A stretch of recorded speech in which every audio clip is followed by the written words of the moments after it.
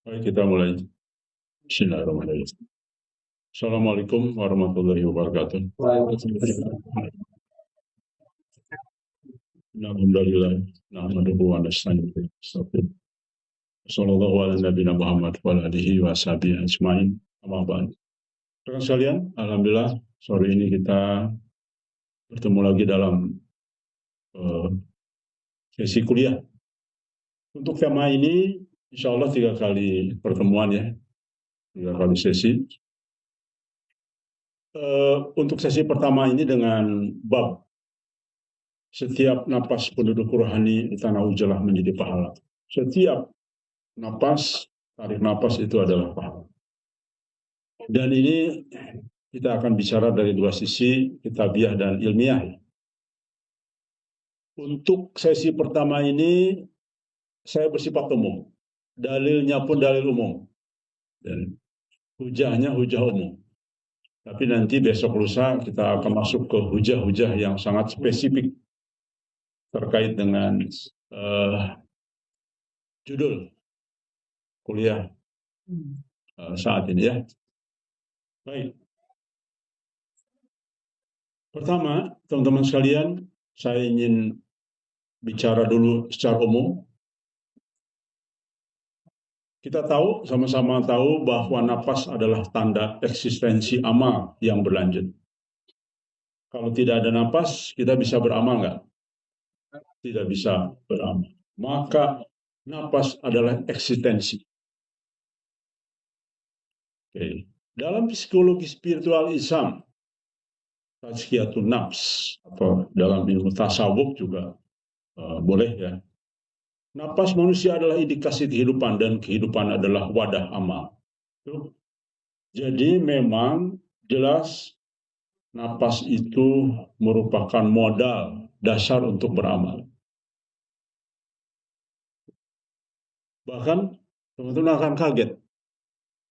Tidur ketika dilakukan oleh orang-orang penduduk rohani, amal.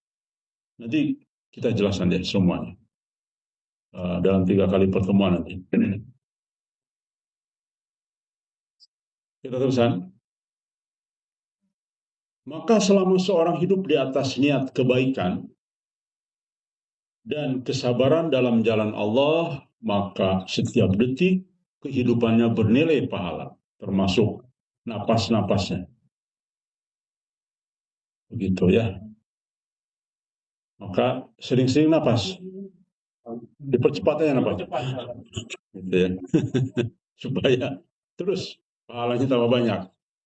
Sepertinya main-main, tapi Anda akan terkejut nanti bahwa ternyata Masya Allah ya. Tapi khusus tidak semua orang napas manusia tidak. Ketika Anda sedang di diskotik, maka napas Anda adalah napas setan ya. Napas setan. Dosa. Setiap napas dosa. Terbalik. Jadi kalau Anda sedang bermaksiat nih, dengan seorang perempuan bermaksiat, itu napasnya dosa. Terbalik. Tabungan dosa. Setiap napas. Terusan. Nah, ini dia. Kita bicara dulu tentang Ujalah ya. Ini sudah paham, tetapi saya ingin mengingatkan lagi. Kita ini yang sedang Ujalah adalah medan kekhusyuan ya, dan stabilitas rohani. Karena sekalian, kita sama-sama pernah tahu menjadi penduduk dunia yang berkecimpung di kota dan sebagainya. Kehidupan mayoritas adalah kepentingan dunia. Kita harus akui itu. Kepentingan ibadahnya hanya sisa waktu saja. Pada harusnya kita hidup terbalik. Hidup sesungguhnya untuk akhirat. Ya. Ambillah kehidupan hanya sedikit saja. Tidak sebanyak-banyak. Tapi sekarang sudah terseret dengan sistem Dajjal yang membuat umat Islam pun terseret kepada sistem itu ya. Sehingga tidak stabil rohani kita.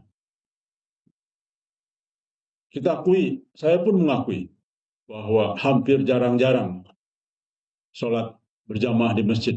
Karena aktivitas sedang sholat maghrib ada di jalan. Mau pulang ke rumah dari kerja ya. 12 bahkan sampai isya. Kadang-kadang begitu. Karena macet total. Wah, macet. Enggak. Akhirnya kadang-kadang di mobil.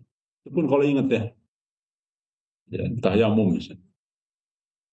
Jadi berat memang kehidupan di kota saat. Dan hanya di tempat ujlah lah kekhususan dan stabilitas rohani akan berjalan.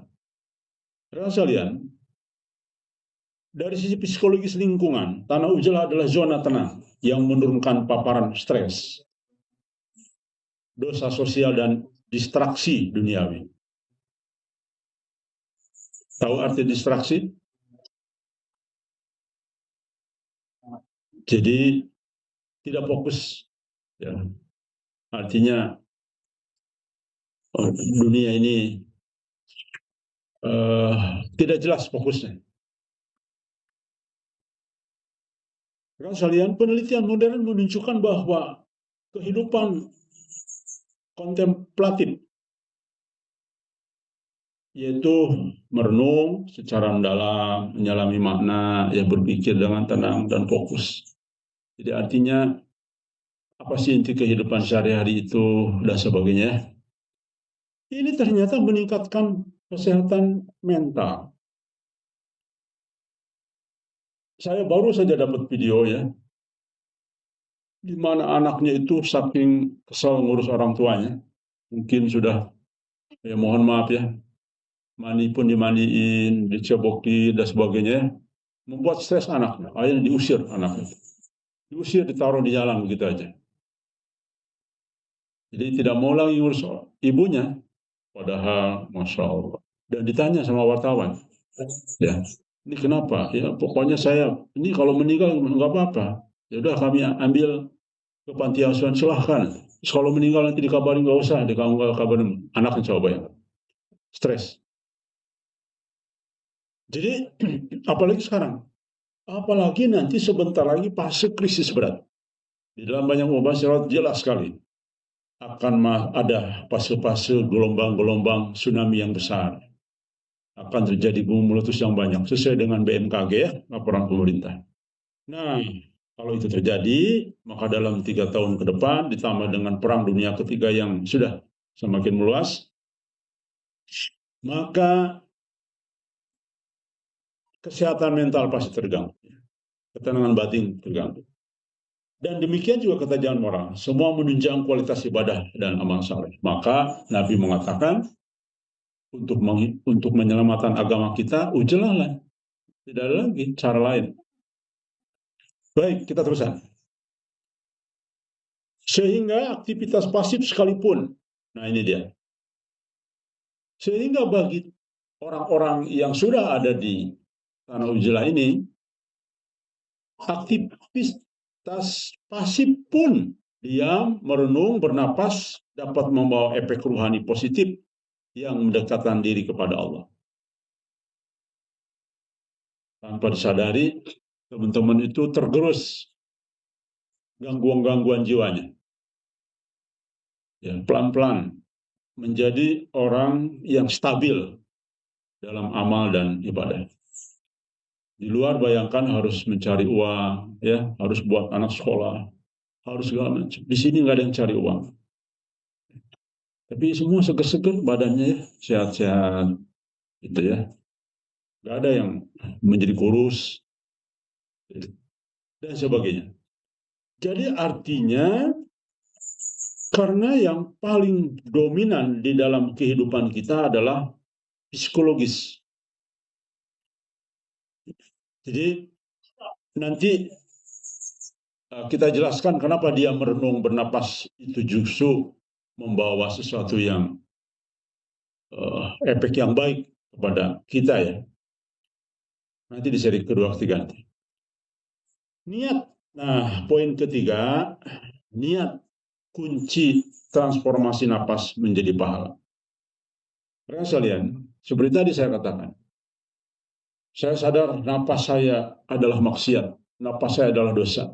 Karena dari mulai berangkat ke kantor, sudah ngomong-ngomong soal komisi, proyek, saya kebagian berapa persen dan sebagainya.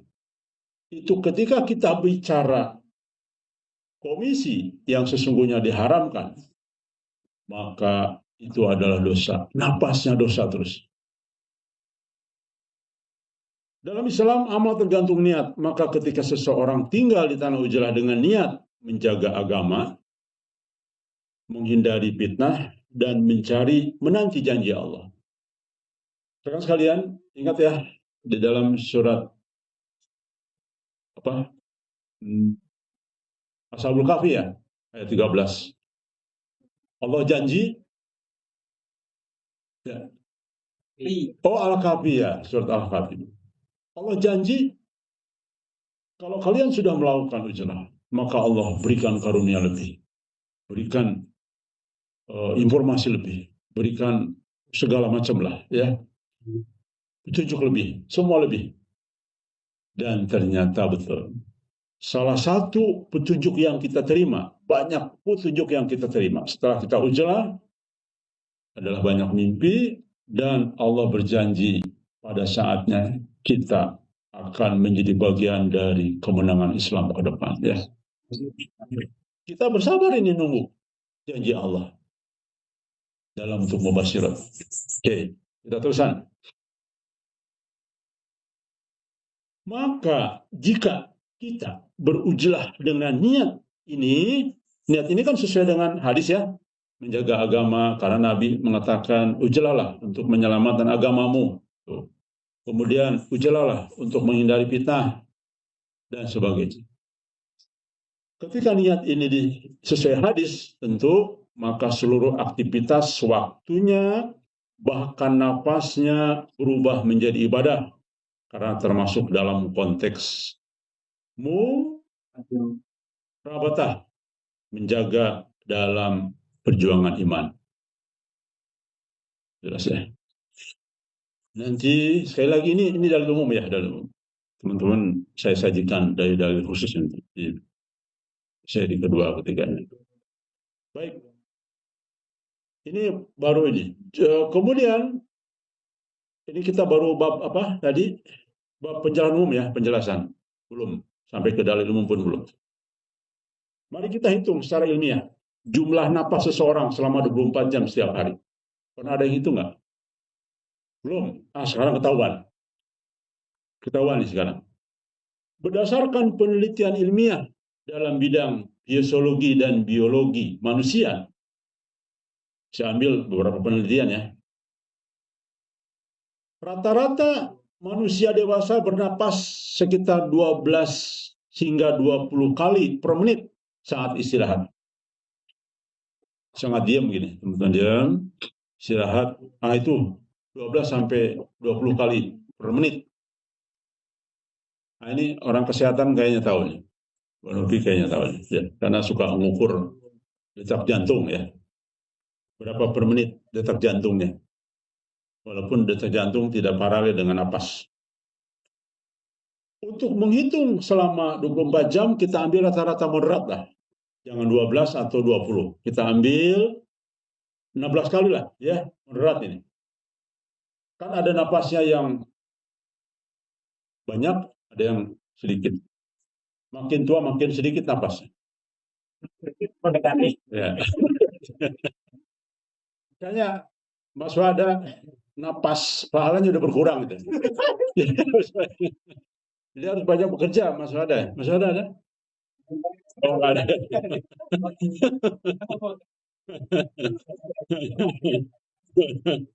Apalagi duda nih, wah napasnya. Rata-rata napas 16 menit ya. Lihat. Hitung sekarang. 16 kali napas kali 60 menit. Berarti 960 napas kali ya. Per jam ini, per jam. Mari kita lihat per hari. Per 24 jam. 9 kali 60 kali 24 jam sebenarnya 23.000 kali napas setiap hari. Silakan kalau nggak ada yang punya kerjaan dibuktikan. Ya percaya aja lah ya. Nggak usah dibuktiin, percaya aja dah. Kalau Anda membuktikan nggak ada kerjaan. Menghitung napas. Saya pun mengutip dari penelitian ya.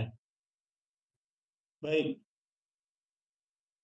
Jelas setiap napas pahala. Berarti teman-teman dapat pahala 23.000 kali. Kecuali masuk ada 10.000 kali lah paling. Kesimpulan, manusia bernapas sekitar 20.000 sampai 25.000 kali per hari dalam keadaan normal dan tenang. Istirahat, sedang istirahat ini. Dalam keadaan normal ya. Oke, kita teruskan. Catatan.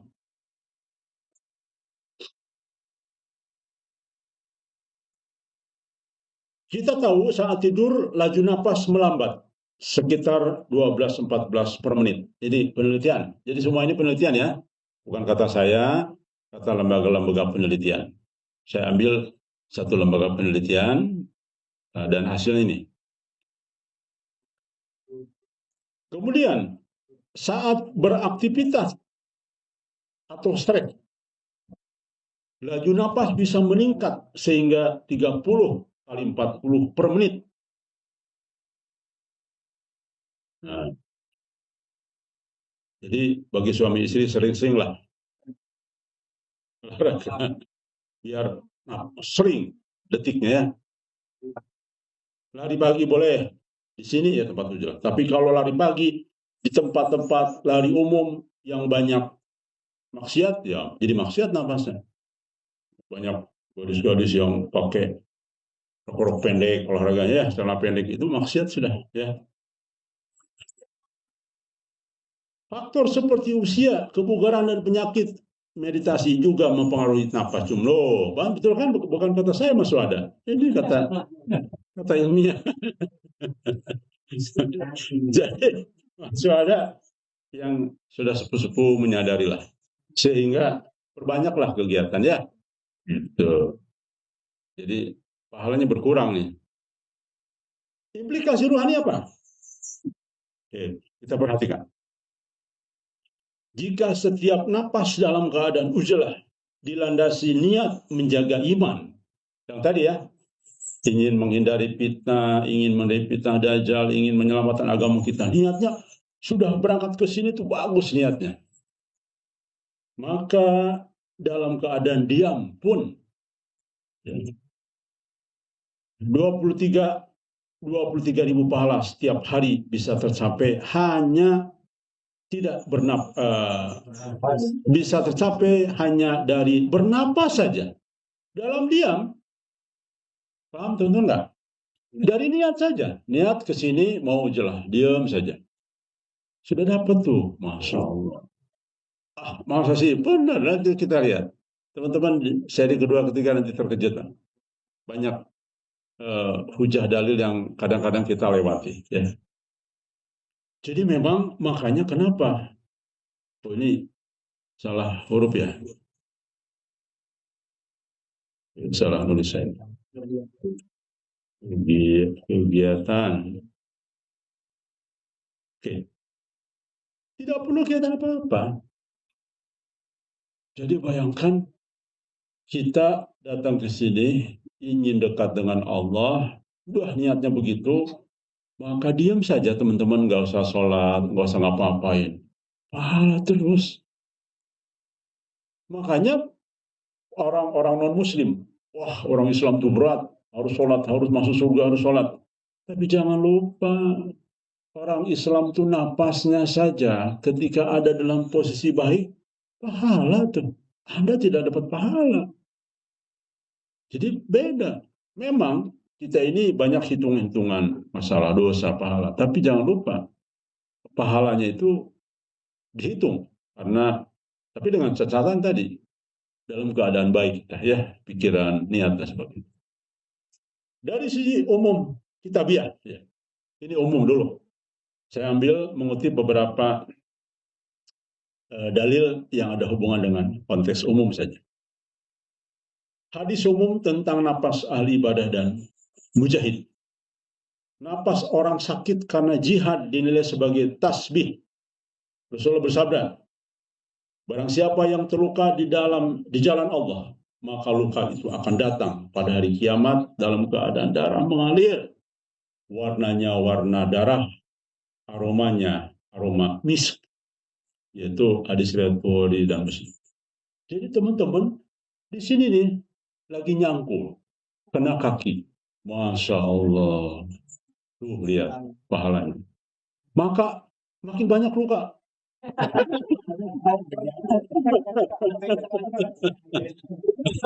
Iya betul. Iya betul. Jadi banyak-banyaknya luka ya. Banyak-banyak luka. Luar biasa ya. Tuh lihat tuh. Barang siapa terluka di sini, kita pasang di jalan Allah. Sama sekali tidak ada pikiran dunia di sini. Semua hanya karena Allah. Kita bermuamalah karena Allah. Apapun karena Allah. Tidak bukan karena uang. Ya, semua sudah kita jelaskan. Bayangkan teman sekalian. Ya, Anda terluka gara-gara kesambit, apa kayak gara luka nebang pohon, apa sajalah. Kayak Mas Antoni sekarang apa namanya bengkak kan? Nah itu. Jadi betul sakitnya dan apa sajalah. Baik. Yang berikutnya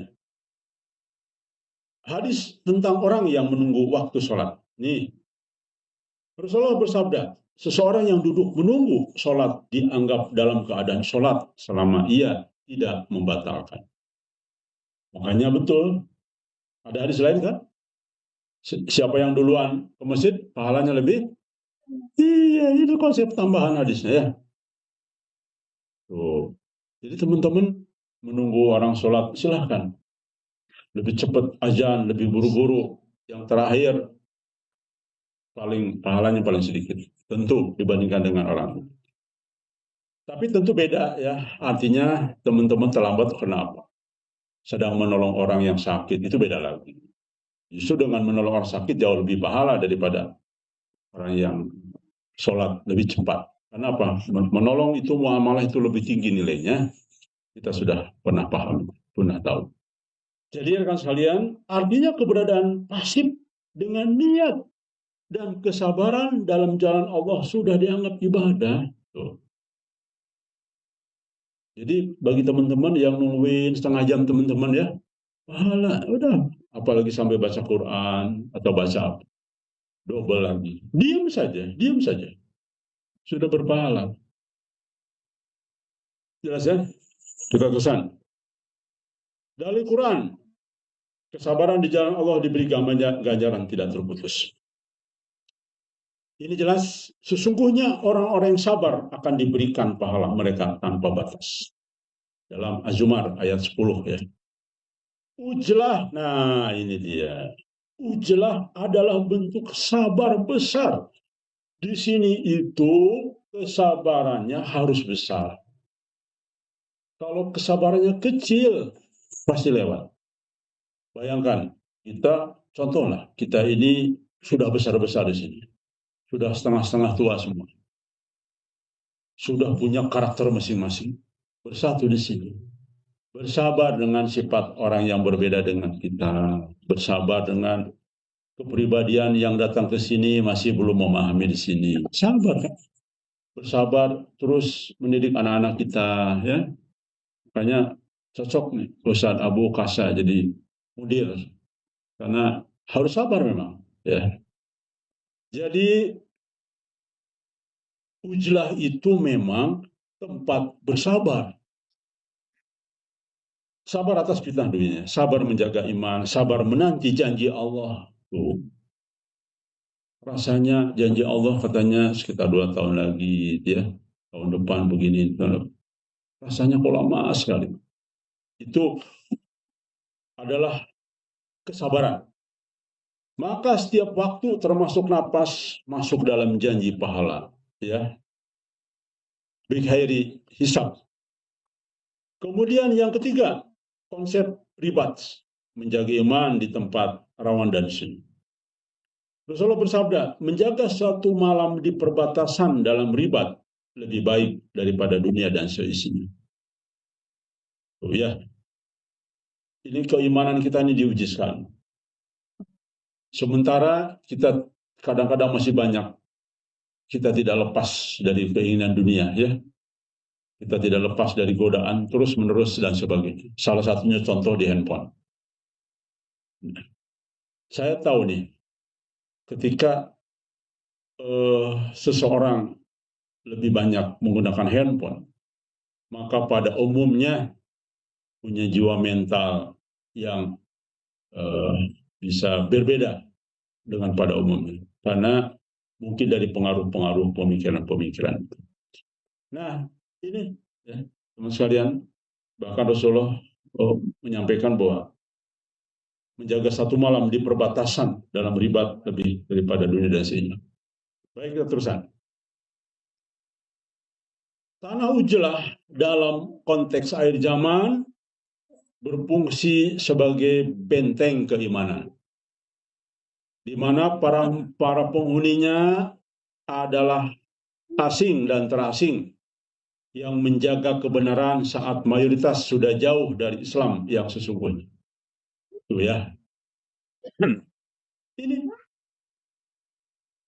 jadi kita ini di persimpangan jalan, di perbatasan antara yang hak dan batil. Dan kita mencoba untuk mudah-mudahan dan kita berharap Allah mendengar doa dari kita. Kenapa? Karena di sini sudah insya Allah selalu dijaga dari bebas syirik, ya, kemudian dijaga dari kemaksiatan, dijaga dari hal-hal yang dianggap buruk oleh agama, maka kita berharap semoga doa-doa kita terkabul di sini ya. Karena kita benar-benar berniat total ingin menyerahkan kepada Allah dan bahkan kita bercita-cita ingin sampai kepada tingkat mahabbah kepada Allah. Ya. Maka setiap napas mereka adalah ribat, adalah pahala yang berlipat. Ya. Jelas sekali ya. Kita kutip beberapa pendapat. Imam Nawawi, jika seseorang duduk untuk tafakur, merenung kebesaran Allah dan menjaga dari maksiat, maka setiap detiknya adalah ibadah. Kan sekalian, kita sama-sama pernah hidup di kota ya. Apalagi saya mayoritas di Jakarta. Kita jujur saja. Tafakur, merenung kebesaran Allah dan menjaga dari maksiat itu sulit, sulit, berat. Setiap baru bangun tidur, udah ada chat dari bos, segera berangkat, kita mau ada pertemuan. Terus telepon jurusan bisnis, bahkan meeting. Apalagi kalau misalkan kita ini bosnya non muslim, ya bablas lah. Zuhur udah kita kadang-kadang susah mau izin itu ya. Jadi banyak sekali. Dan semua sampai ke rumah pun masih urusan bisnis, itulah inilah segala macam. Makanya banyak persoalan kantor dibawa ke rumah kan. Marah-marah ke istri, marah-marah ke anak, stres dan sebagainya. Akhirnya apa? Tafakur, merenung kebesaran Allah, menjaga dari maksiat, sulit dilakukan itu. Ayo terbuka susah. Kecuali orang tertentu lah, masih ada memang, tapi itu sangat minoritas, sangat kecil. Tapi mayoritas kita sudah terbelit dengan situasi ini ya. Maka wajar orang yang hidupnya merenung, bertafakur, tidak ada lain kecuali di sini mayoritas memang bisa melakukan itu, mampu melakukan. Makanya betul kata Nabi, ujilah untuk menyelamatkan agamamu. Ya.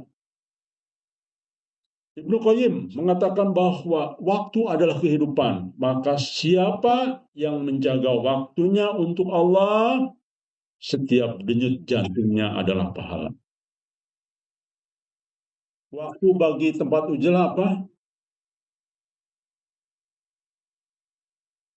Waktu adalah harta. Hartana orang ujah adalah waktu. Makanya lebih banyak ujlah di sini, ya, lebih awal ujlah di sini, insya Allah pahalanya lebih besar karena setiap detik jantungnya atau setiap napasnya penuh dengan pahala, karena memang sudah niat hanya ingin berbakti kepada Allah total, ya, tidak ada unsur duniawi sama sekali, kecuali secukupnya, sekali lagi ya, seperti para utusan Allah, para sahabat, dan jadi semua untuk perjuangan kehidupan. Kesimpulan seri satu ini, secara umum dari sudut ilmiah maupun kitabiah, jelas bahwa setiap napas penduduk ruhani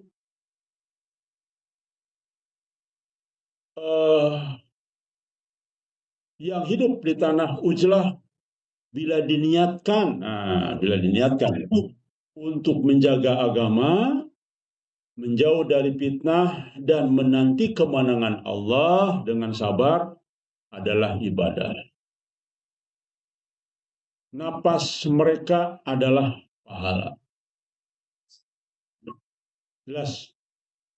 Dengan syarat apa? Nah, itu yang tadi disampaikan.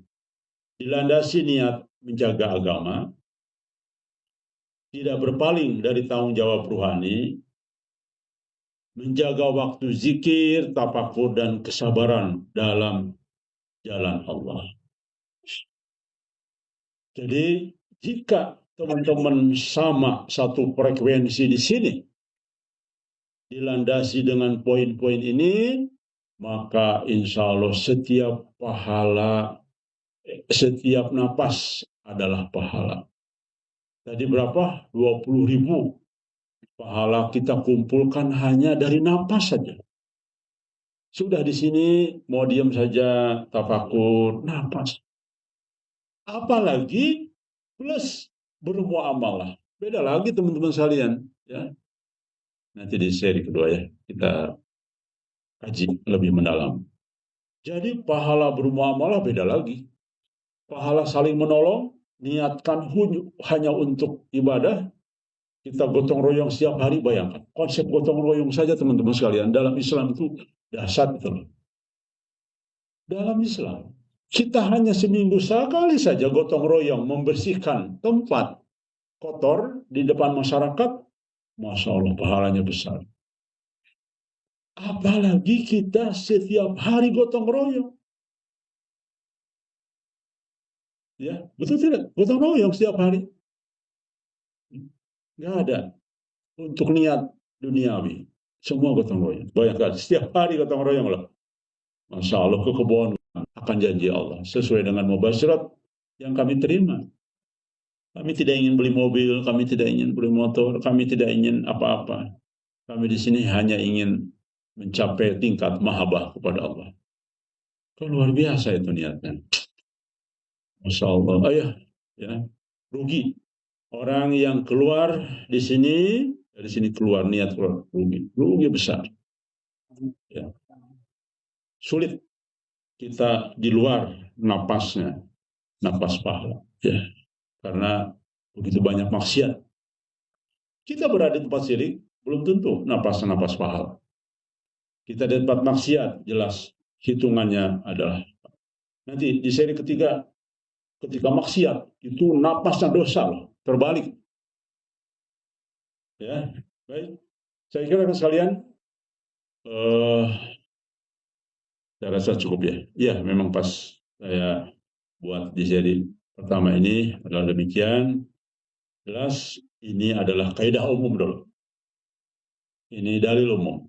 Ini pengertian umum dulu ya.